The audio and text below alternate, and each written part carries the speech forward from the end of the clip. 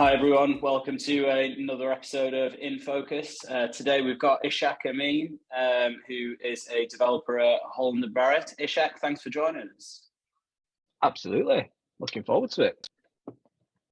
Cheers. So we'll start how we always start, Ishaq, with my first question. What do you think is the most interesting or exciting thing from your perspective about working in tech currently?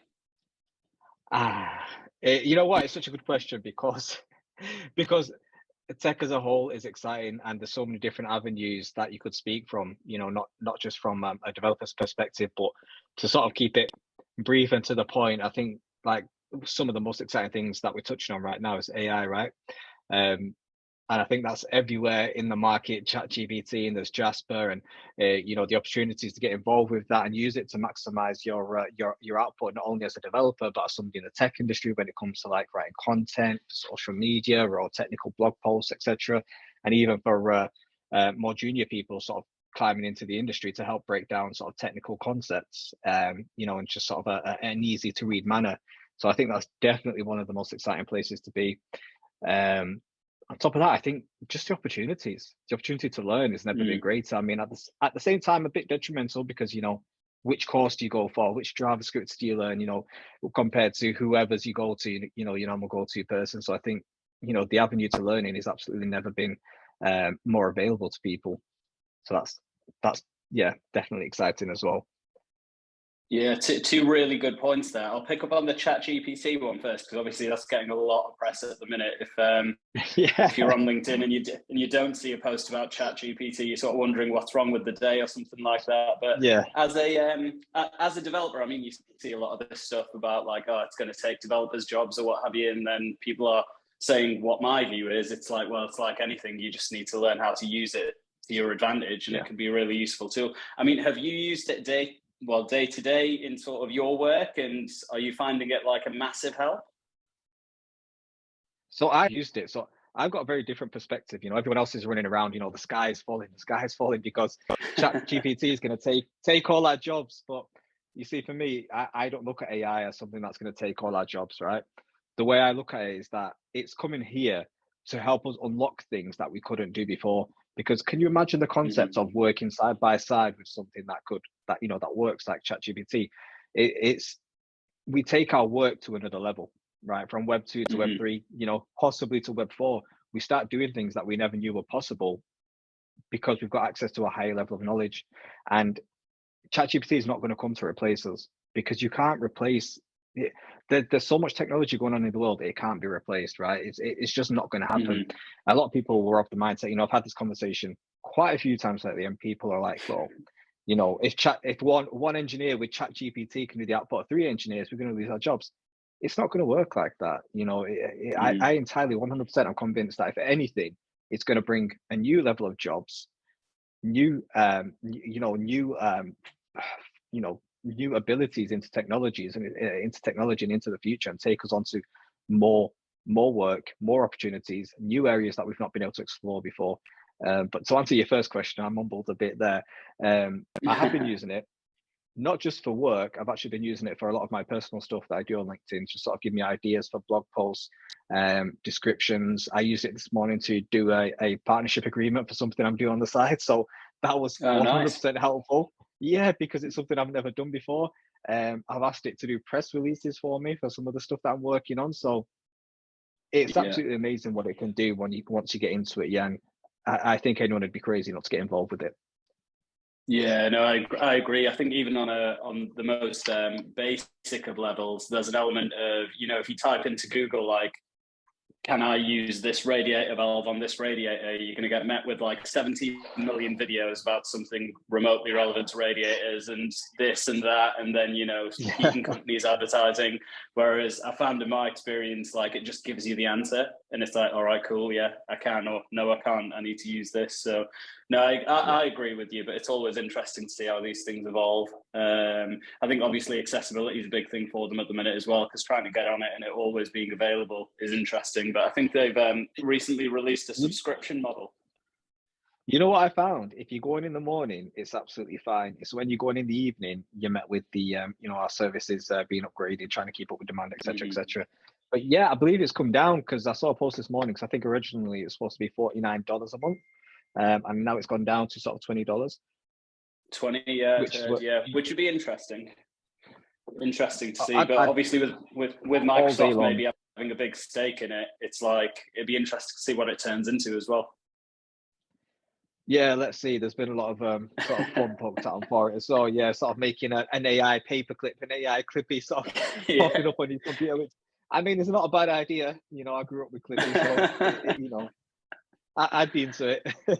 Yeah, we're here for it. But no, that's cool. That's it's always interesting to get what people's thoughts are on, I suppose current tech and what's good about working where we are at the moment. But going back and delving back into the start of your career, Ishaq, you weren't always in tech, were you? So you've come at this from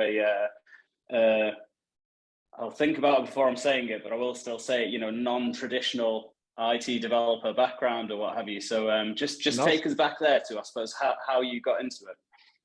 Well, that's the perfect way to put it, because that's what it's what I say, and it's commonly a term that I use on LinkedIn as well. It's the non-traditional route into tech, because if you go back throughout the last 40, 50 years, I mean, what was the route to tech? It was university, right? It was a degree. And for probably 99.9 out of 100, the odd one, 0.1% would be someone who was just exceptionally gifted as a developer. And for me, it was very much of, I was on 29, turning 30, and I was predominantly an electrician, air conditioning engineer, refrigeration engineer. I spent a hell of a lot of time, as many people will relate, traveling up and down the country, 1,500, 2,000 miles a week driving, gas bottles, toolboxes up and down. And the scope of the industry wasn't very appealing, I suppose, to me in terms of longevity. I really didn't want to be doing that when I was 45, 50, 55. I wanted to be sort of sat on a beach, with my feet in the sand, enjoying myself a little bit if possible. But I sort of, it wasn't going to happen. And I had some health issues at the time as well, which made it difficult for me to keep up with the work. So I started sort of feeling about, I was like, okay, this is probably the only time I'm ever going to get to do a career change, because I'm in a position, the kids are young, I could take a few months out to explore what I want to do. So if I don't take this opportunity now, I'm never going to do it, which is a difficult decision to make. And not everybody can do it, right? Number one, it's very hard if you're not in a position to do it, because you have to have an income, right? Which I will touch upon and how I kept myself going. Number two, you got kids. So you think, well, how much time can I actually dedicate to this? And number three, it's going back to the beginning in another industry that you only think you want to be in, but you don't really know enough about to say, I 100% want to be in it. So I started searching about and experiencing different things, sort of SEO, content creation. Then that moved me on to sort of building basic websites in WordPress, because I thought I was going to be sort of the next Gary Vaynerchuk, online entrepreneur, making sales funnels. And, it was all hustle, which unfortunately I wasn't too good at. But what I found I was good at was building things. So what I did at that time is I actually went on a boot camp. When I was on the boot camp, I enrolled in it for 3 months. So Monday to Friday, it was about 12 hours a day, including travel. Then on the weekends, I was working 12 hours shifts, Saturday, Sunday in a call center. I was going to mention upon how I kept myself going and the family going. So that kept us, it kept, sort of food in the bellies and the house over our head, which is, ultimately what we needed. So interesting enough, for some people who may listen to this, I did actually drop out. So I got an apprenticeship, but I dropped out of it because the support wasn't there from either side, the company or the boot camp. But what that led me on to was actually fully exploring the industry of what it meant to be, what it meant to achieve and accomplish as a junior software engineer. So I took the time. I was, reviewing my CV every 15 applications. I was making the changes. I was doing, I've probably done more junior level tech tests than anybody in the UK, simply because not only because I wanted the jobs, but also because I thought I need to help other people with this, because this is not easy coming from a career change. So I took all that information over the last 3 years, and I've been putting it back out to the industry.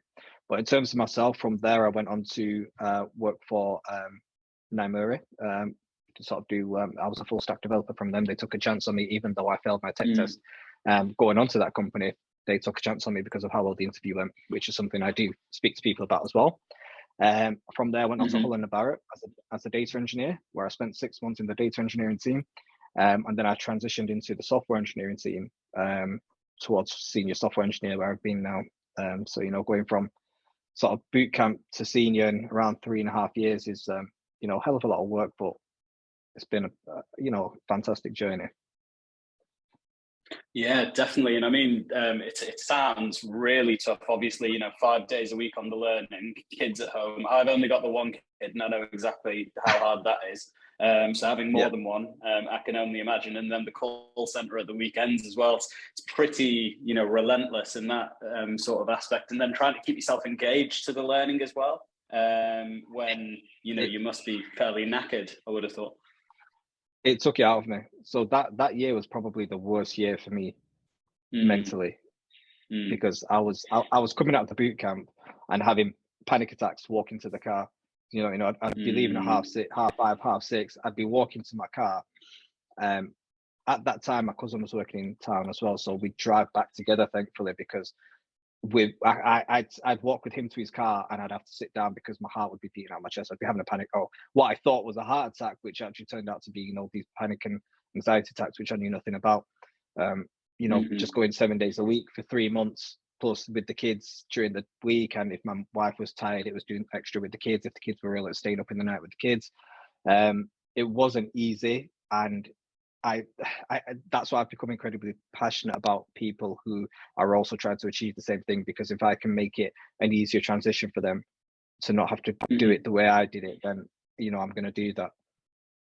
Yeah. Where do you think the shortcomings of the bootcamp world were? Because you still see plenty of people like doing them. There's different ones now as well, though, isn't there? While we're talking about this, because you've got like the traditional paid for bootcamp. You know, you fund it in one way or another. I think there's finance available, but you either pay for it up front or you pay for it over a number of years. You've got now companies doing like academies, which I think bridges the gap a little bit, because, you know, you're in the company straight away. But by the sounds of it, yours was like the first version. It was like a paid for boot camp, and then they would then try and link you up with employers. So there's different ways they do it now. So number one, the DFE got involved, the Department for Education, and they put in a lot of money over the next 3 years. It was 5 years, I think, from 2020 to 2025, or 21 to 2025, where they're funding these places onto these boot camps to plug the digital skills gap. So mine was paid. Yes, I paid for that because the DFE funding wasn't a thing when I did it. Unfortunately, otherwise I would highly recommend to anyone, get a funded place. It's worth it if you can have the three. You know, if you can get the 3 months off, you're going to save yourself between £6,000 and £10,000, and who doesn't want to save that money, right? Yeah. In terms of the boot camps themselves, so the boot camps are putting out a lot of people. Since the DFE got involved, they're putting out a hell of a lot more people, because there are boot camps left, right, and centre. This week alone, I think I spoke to 6, and that's not even touching, you know, what else is going on in the UK.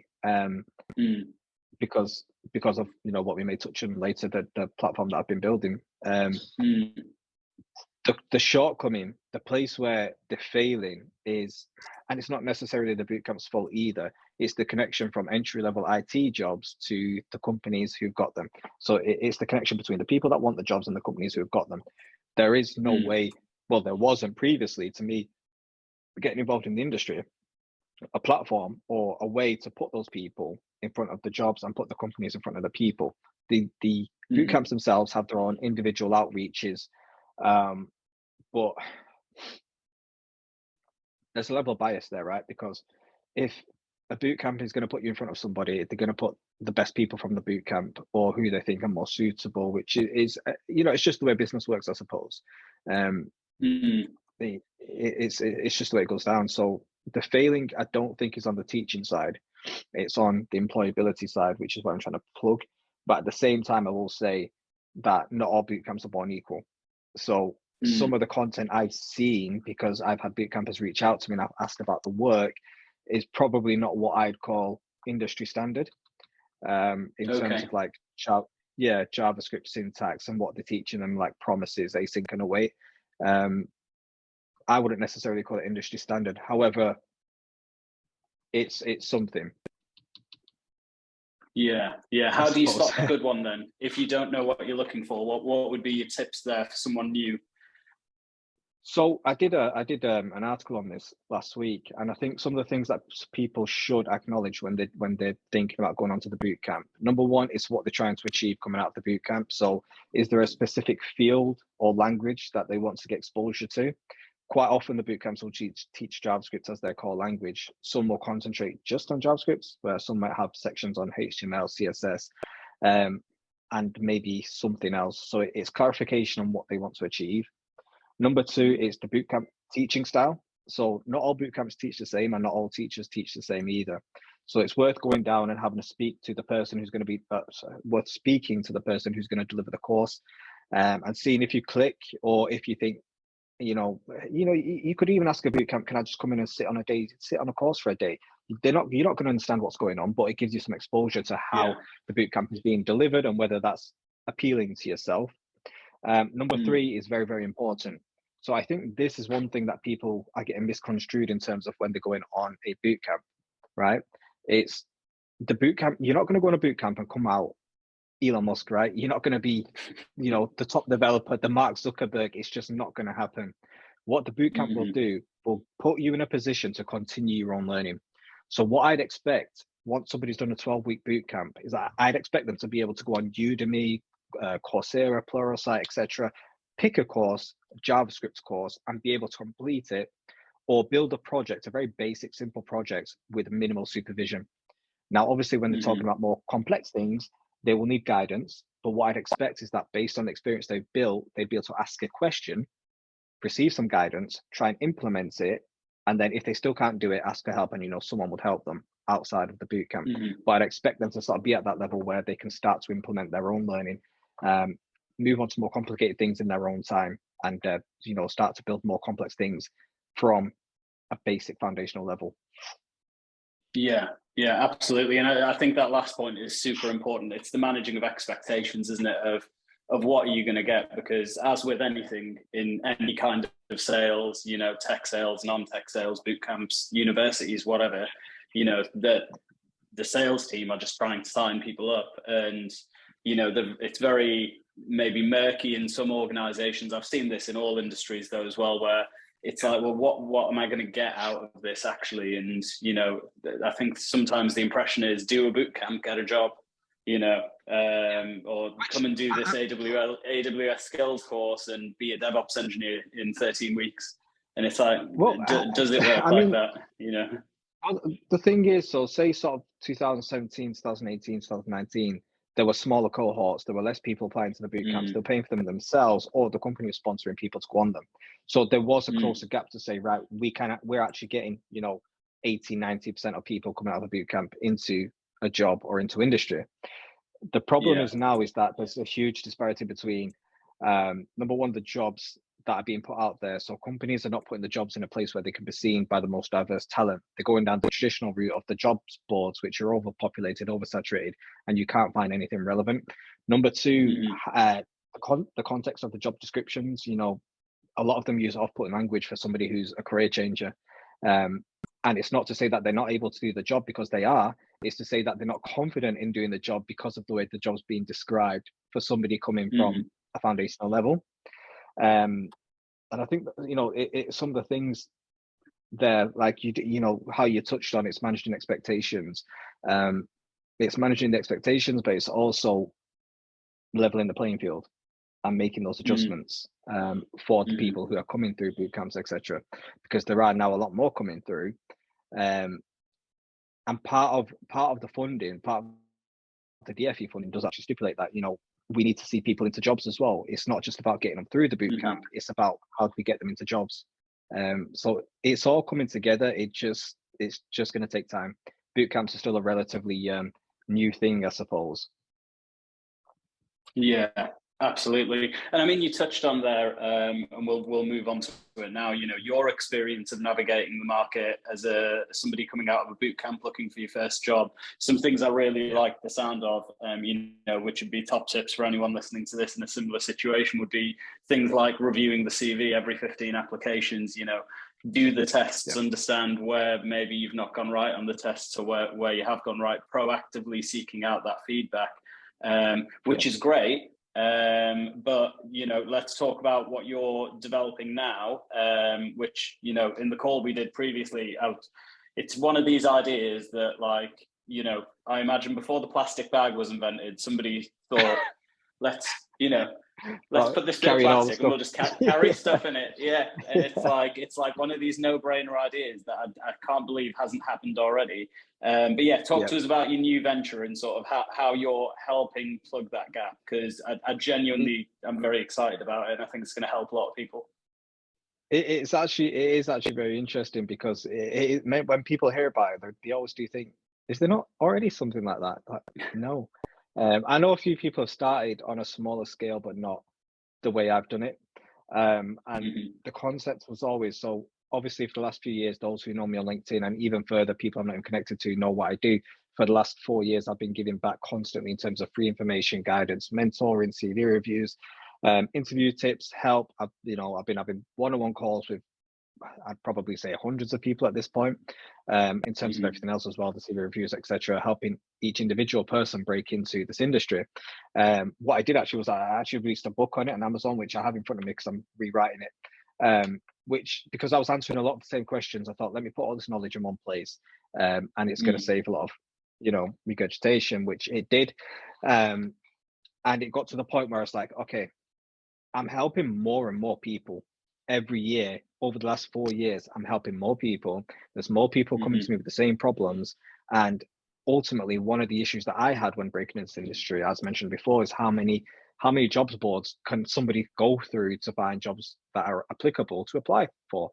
Because, you know, you use LinkedIn, you use Reed, you use CV Library, you use Total Jobs, etc., etc. The APIs are not great. It's hard to single them down. Excuse me.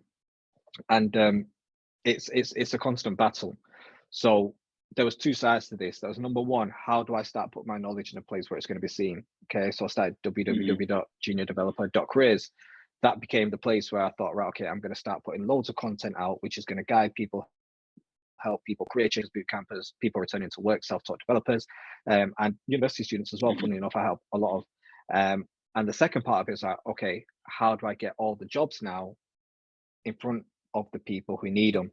So the way it currently works is it aggregates the jobs via APIs from all the other job boards into one place. It saves a lot of time. You can spend, 3 or 4 hours on all them different jobs boards to apply for 10 jobs, or you can go on juniordeveloper.careers and you can apply for 10 jobs in 20 minutes, So at the minute, those jobs are aggregated, but they're there. And the third part to that is the companies are now starting to post directly. Say, for example, this week we had a big software house in Manchester post for a DevOps role. And within about 6 hours, we had about 18 applications. And that's on the lower side of the scale because DevOps is more niche. If that was software, I would have swamped it. From the people who are registered on the site, I would have absolutely swamped it. And the incredible thing is that this is just not one person, one genre of person, one type of person. These are people who are coming from all walks of life. I've got ex-firefighter, I've got current firefighters who are looking to break into tech. I've got a former astrophysicist. I've got people who are former teachers. And not just people from that level. We've got people who are warehouse workers. We've got people who weren't working before. People who are trying to break into and get into work. People who've returned from career breaks to start families. And it's also the representation as well from the different communities as well. Like I generally do not think by the end of 2023 there's going to be a place in the UK where you can get as much diverse talent as I've currently got, and I'm building. And that's where DE&I starts. Yeah, everyone's talking about DEI at the top level. It ain't gonna happen there. The people are already there. You can't bring more people in at the top.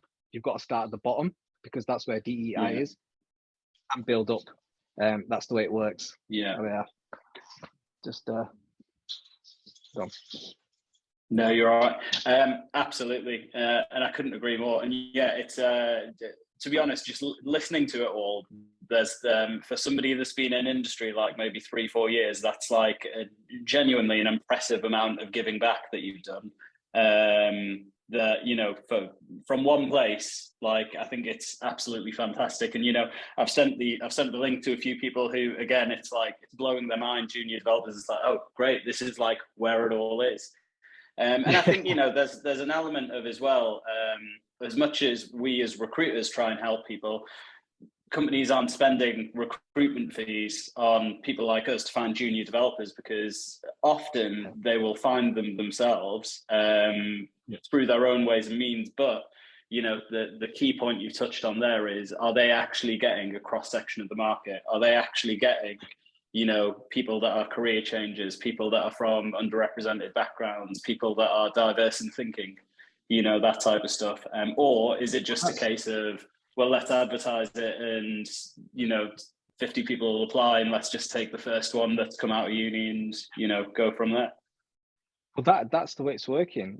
There is at the minute a lot of unfortunate bias in tech to those who come from a top 10, top 15, top 20 university. And I mean, if we look at sort of the ratios of people who go to university, then you're not going to get the representation at that level, right? Because it's the amount of people who can't afford to go to university, or the people sort of like from the BAME background who go to university, represent a very small portion. I think it's something like 8% or something, but I could be wrong there, of the total people who go to university. So you're not getting your DE&I. And it's something everybody likes to shout about, DE&I. How can we get more DE&I? And I've been on panels before, and I've been part of groups, and you get together every 3 or 4 months and you have a chat and you pat each other on the back, and then it's like, okay, until the next one. And I find it very frustrating, because I'm an action person, right? I've been described as sort of a bulldog chewing a wasp. When I get my teeth into something, I want action, and I take action, and I make things happen. Which is why I got to the start of this year and I was like, right, I'm going to do it because nobody else is doing it. And I'm going to shake up the whole industry because nobody else is doing it. I'm not going to talk the talk because I hate that. I'm going to walk it, and then I'm going to show everybody else it can be done. Yeah, no, 100% agree. And, love initiatives like this. And just for everyone listening, don't get me wrong, I've got nothing against people that go to university and get degrees. I think what we're talking about here is just, I went to uni and actually did computer science and got a degree and ended up being a recruiter. So there you go. You see, that's the thing. So as I did mention, I do help university students. I've got absolutely no problem, because at the same time, university students, a lot of them are coming from backgrounds where they've got into university, but they're taking loans, and they might not have got into, say, for example, Oxford or Cambridge. It might not be a prestigious university. So there's still the disparity between the education that they're getting access to and the opportunities that they're getting access to afterwards. So if you are a university student listening to this, use the website, right? I'm not saying that you can't use the website. I'm not saying I won't support you. I mentor university students. The point of leveling the playing field is not to say choose a bootcamp grad over university. It's about saying give them both the opportunity, right? Give them both the interview, put them both in the room. And if you prefer one over the other at the time, that's fine, right? But the point is that if you don't kick down the door and put them both in front of you, then it's unfair. Yeah, exactly that. And that's nailed on what we're talking about here. And what we'll do as well, Ishaq, is everything we've been talking about, we'll put the link in the comments to the article that you've written with the tips, and the book, and obviously juniordevelopers.careers as well, and get that in there. But yeah, cool. So I think certainly from that perspective, you've landed and you've progressed really well. Through probably, if I had to guess, your work ethic will put you in like really good stead with that as well. Anyone that is able to do seven days a week for what is a great good at the end of it, probably get to most places you want to be at. As a junior developer, or even as a developer now, really, I suppose going on to things like culture and things like like when you come in and you don't really know all that much, and sort of integrating with an organization and being on that learning journey, from your experience, what makes like a great culture for people maybe at that level, but also, where you are now? There's so much that you could dive into this question. So I'll mention a few things. So I think, because there's two perspectives for this, right? There's two perspectives, I can't speak. There's the side of the junior coming in, but then there's also the side of the company with support. Now, I'm quite lucky that I've worked with two fantastic companies. When I moved with both of them companies, the culture was already very inclusive, very good. When I say inclusive, I mean in the terms of like people were very inviting. There was great conversation. There was no like, well, we're this and you're that sort of thing. It was very much an open forum, right? Let's hear your ideas. Let's hear what you've got to say. We don't mind that you're a junior or what you look like or what you talk like. It's everyone's got an equal voice. So I think from a company side, especially from like a senior mid-level, to have like an apprentice or a junior on the team, it's very much inviting and opening up the platform to say, look, you're new into this industry. There's a lot you're going to learn, but speak up and know that there's no stupid question, right? Because it gives that person then the confidence to say, number one, I need help, or number two, what am I doing? Because you often don't know at that point. You have to ask a lot of questions because that's how you learn, right? You make mistakes. And sort of from the junior side, what I would say and what I do often say is, look, just try. No matter what you do, no matter what it is, if it's a difficult task, if it's a difficult ask, you're not gonna get punished for not doing it right, okay? Because you're not there to do it right. You're there to learn to do it right, and you only learn by your failures, and your successes, but you learn a hell of a lot more from your failures than your successes. So the one main thing that I often say is try, no matter what it is. Sit down. It's in my book, it's in other podcasts that I've done, it's in a lot of my writings and my articles that I've delivered on LinkedIn. Just try, try and do what they're asking you to do. Try and understand it, ask questions. Once you've tried, right, and you'll know there's a saying that people love to help people who help themselves, right? It's an old saying, and it's so true in this industry, right? And I found that out, that if I tried and failed, I would have swarms of people saying, don't worry about it, let me show you, right? But if I didn't try and just stood there and said, give me some help, people would be like, well, what have you done so far? Nothing. All right, well, why should I help you then? People love to help people who help themselves. Just try. The other thing I would say for the juniors as well is, when you're applying for, so I've heard a lot of stories lately about juniors getting into companies and just not getting the support that they need. So it is important to have the support, but you can also make the support. If it's not on your immediate team and you're in a company of 1,000 people, reach out to somebody else. Some of the mentors that I've got in Holland and Barrett are not directly on my team. So there are people who are on my team who have been absolutely amazing in what I've learned from them. Like, I can't thank them enough. But then I've also got people in other teams who I don't directly work with, but I speak to them because when I joined the company, I reached out, I made friends. So when I do have an issue, I can speak to somebody else if necessary. So it's get involved with the company on the wider scale, because you might often find that although you're not getting the support in your team, you can still get the support from the company, maybe from somebody else. Yeah, absolutely great advice. And, I'd 100% agree. I think having a mentor, it's a two-way relationship, right? I think sometimes people have this impression that I've got a mentor and they're just going to tell me loads of stuff, but actually it's about how much you drive that relationship. I've found in my experience, but totally invaluable for anyone listening that hasn't thought of that.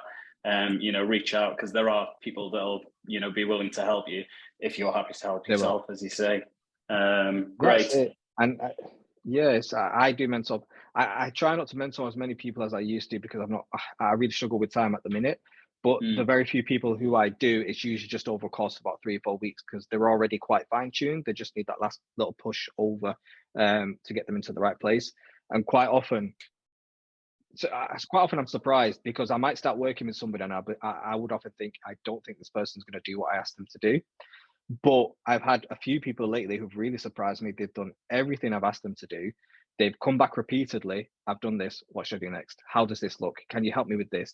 And I've been blown away to say, you know what? It's actually amazing to do what I do to help these people, because I see the work that they're putting in. And, just abusing, I don't say abusing, but abusing that mentor relationship, ask as many questions as you can ask, bug them, because I don't mind. I'd rather be bugged, because I often forget to get back to people. So if you send me a message every day for 3 days, I'm not going to get mad. I'm going to say, thanks for reminding me. Just use it to your advantage while you've got it. Yeah, it's great advice. And on advice, what would you say is, you may have already said it, but what would you say in your, career that's helped you get to where you are today? What's the best piece of advice you've ever received? It's exactly what I touched on before. It's trying. Every company I've joined, I very, very quickly got a reputation for the guy who just gets on with things. So in my last performance review, one of the things that was highlighted was the word certainly. I became known as the guy certainly because anything anyone would ask me to do, certainly, no problem. I might not, I didn't know how to do it, but I'd figure it out. And if I couldn't figure it out, I'd try and then I'd ask for help, right? If you're the person from the very beginning who is not afraid to try something, knowing that if you fail, it's okay, you will very, very quickly make friends, gain mentors, and gain a good reputation to somebody who's not afraid to get stuck in. And that has stuck with me via all my companies, just because if there's a difficult ticket, I will say, look, I might not be able to do it, but give it me because I'm going to try, Yeah. And that's still with me today. Like even now as as a senior, it's still with me today that I still do difficult things. And people know if there's something difficult, I won't shy away from it. I will try it. I will give it my best. That's all we can do. Yeah. I think that's the one thing any junior can do to stand out is just try. Yeah, and along with that, then, how do you know? Because trying, sometimes it'll work, sometimes it won't work. You'll have your successes, you'll have your failures, that type of thing. How would you define success for you? Where you are today. How do you know I've had a successful day? I'm having a successful month. That was a good year. That type of thing. How do you measure it? So it's difficult how I'd manage it today. This is how I'd manage it 3 years ago, right? Because as a junior, that would be entirely different, because it's easier to get more disheartened as a junior because you think, I couldn't do it. Am I good enough? Am I in the right industry? Should I even be here? It's the whole imposter syndrome thing.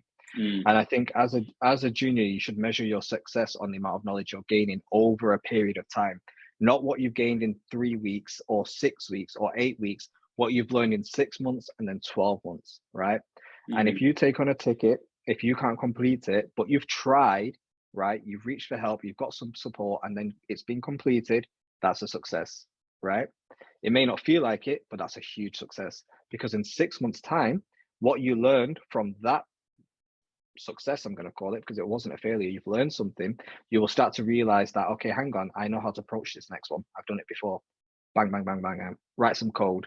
It's in. You didn't need any help. You might have got some feedback to say, change this, change that, but you've done a full feature by yourself. And at the 12-month mark, it's become that again. Now as a senior, it's different because I develop whole features, right, or a whole app. So recently, I developed a whole internal tool for Holland and Barrett. It was a team effort, but it was something I took the lead on. And that was the first, since I've got into this industry, it's the first time I've delivered an end-to-end tool, which has saved a significant amount of money and time, for our people. So for me now that's what I measure my successes on. It's not what I've done in a week or 6 weeks or a month. It's what I've delivered in terms of business value, which I think is what you start to understand as you climb up the ladder. It's not about how much code you write. It's about how much business value you're bringing, to the company and to yourself ultimately. Yeah, and I think that's the key distinction, that I think the awareness level, when you get to further up the ladder, the deliverables are actual, the tangible milestones, the very easy to spot where you did or didn't do that thing. And I think you've hit the nail on the head. As somebody entering any industry, even if you're entering my industry as a recruiter, you've got to be aware enough of your own development and your own learning to sort of acknowledge, well, actually, this has been a good month. Yeah, I might not have, that might have gone wrong there, but what do I know now that I didn't know previously? And that's the type of stuff that keeps you going. So definitely that self-awareness, I think, and almost self-tracking, because otherwise you're just sort of blindly, walking in whichever direction, and you've got no idea if it's the right one or not. Well, that's the thing, and I think one of the things that does come important there as well, especially from the junior level, is having a good team around you. So if you're with a good team, you've got a good manager and good seniors, they will be tracking your progress to say, okay, we started you off on something simple, we've built you up with confidence, and now 6 months later, look at what you're achieving. You're delivering end to end, which is how it should be, because it gives you the confidence to know that you are moving up in the right direction. So good feedback from management is always very important to juniors, and also good milestones as well. Recognize what they're doing, what they're achieving, how far they're getting, and make sure that they understand that, because it's a big deal at that level to know that you're on the right path, because it inspires confidence and it gives you the confidence to carry on. And then when you get to sort of the higher level where we're at now, it's, as you said, it's understanding the milestone. I might have a very bad week where I've not delivered what I wanted to deliver, but 3 months later, I've delivered this entire app, which is saving, 50 grand, 100 grand a month. So it becomes very different, but you see it different, and that's just down to experience and time. Yeah, absolutely. Well, Ishaq, I want to thank you for your time and thank you for coming on the podcast. Certainly some valuable insights, and I think be useful to a lot of people in the market, and keep doing the great work that you're doing. No, I very much appreciate it. Osman, thanks for having me. It's been a good conversation. I'm a sucker for a good conversation, so whenever I can get involved, especially if I can make it controversial, but thankfully we didn't do that today. So maybe save it for another episode. But yeah, thanks a lot. Yeah. 1, 2.